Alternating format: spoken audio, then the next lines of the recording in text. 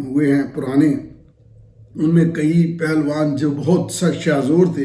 ان کے ساتھ واقعات جوڑ دیے گئے کہ 3 دن فلاں فلاں کے ساتھ کشتی کرتا رہا، تو جاتے وقت اس نے کہا نہیں میں تو جن تھا، گویا وہ جن کے ساتھ کشتی لڑتا رہا۔ تو اسی طرح کلٹ کے ساتھ داستانیں جوڑی جاتی ہیں۔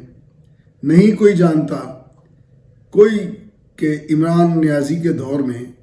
جو ان کا دور تھا اس میں کیا بہتری ہوئی، جتنا پیسہ دنیا سے قرضہ لیا گیا وہ کہاں لگا، اور ان کا نظریہ کیا ہے۔ اگر اینٹی اسٹیبلشمنٹ ہونا ان کا نظریہ ہے تو اسٹیبلشمنٹ کے بغیر تو وہ